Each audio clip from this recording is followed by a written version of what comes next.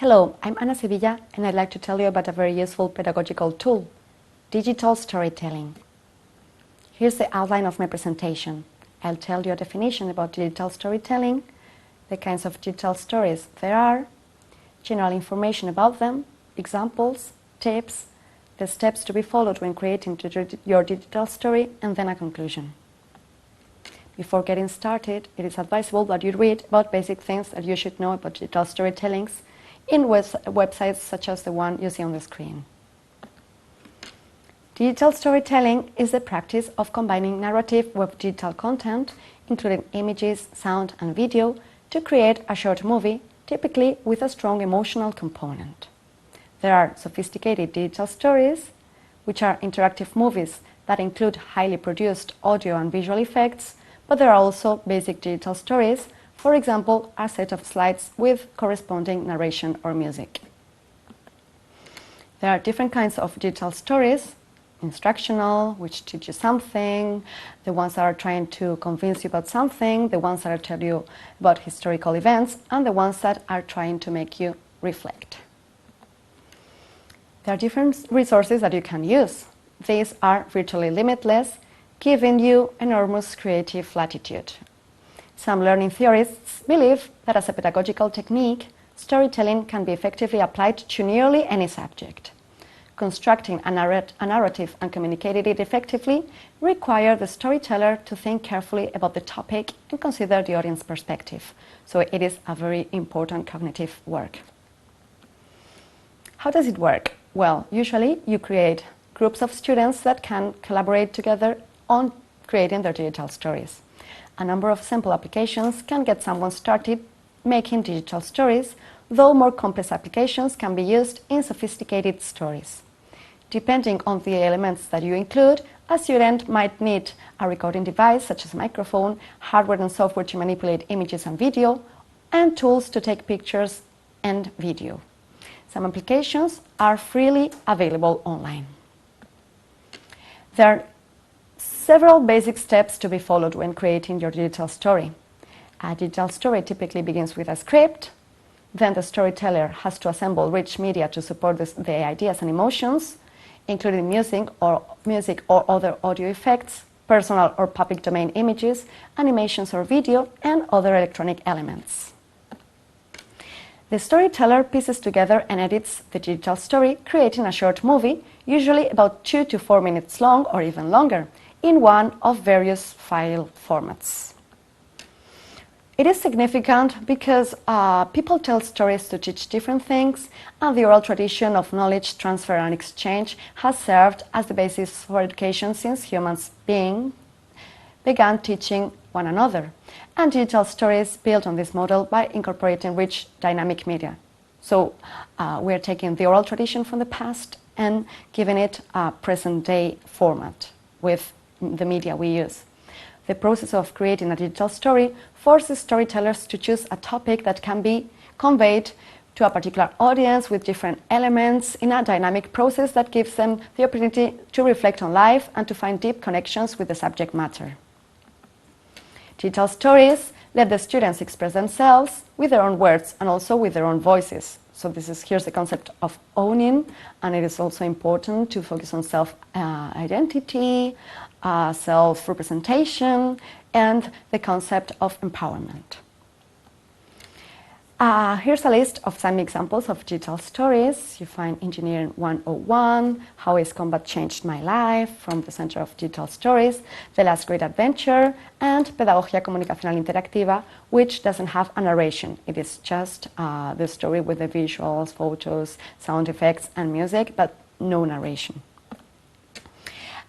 If you start a project on digital storytelling, it might be useful to complete several surveys. One pre-survey before starting, and then a final survey to get to know what the students thought about the experience. Here's a list of steps that you can follow. First, you prepare your script, then you look for appropriate images, videos, and music. You watch some other examples of digital stories. You decide the kinds of media that you'd like to use. Then you decide the software. Next, you learn about important things to bear in mind when creating a digital story, and you can also read some tips for telling your story digitally You can find them on the internet. And here's an example of those tips. Tip 1 would be to use 7 elements to plan the story script and content. The first element is a point of view, which is very important because it will help you to decide your story's message and why it is important to tell that story and who the audience will be. The second element is a dramatic question that is posed by the narrator at the beginning of the story to create tension and draw in the audience. The next element is emotional content, and it is important because it can be helpful creating a story with emotional content such as incidences of loss, redemption, crisis, or change. They are key to keeping your audience engaged and interested. It is what everybody can relate to and what makes stories so universal. Voice is very important. A good narrator can help give your digital story direction and personality, and it is advisable to adopt an informal tone. Soundtrack is also very important, but remember that instrumental music is always more advisable because in this way the lyrics won't interfere with your narration or contradict your message, and you should also keep the volume to an appropriate volume to avoid drowning out the narrator's voice. Economy is very important, so try to be as brief as you can in order to make your story short, sweet, and emotionally compelling. Pacing is important, that it's the rhythm. Don't be too fast, but don't be too slow either. Try to find a happy medium, varying the amount of time that images stay on the screen, and using effects such as panoramic, zoom, in and out when appropriate. The second tip is to build the story's visuals around the script and voiceover, and not the other way around. Remember that the script is the basis of your story. The third tip is to focus on still images instead of video clips, but it will depend on your degree of technological skills. If you're new to technology, it's always more advisable to focus on still images. You should also respect copyright laws.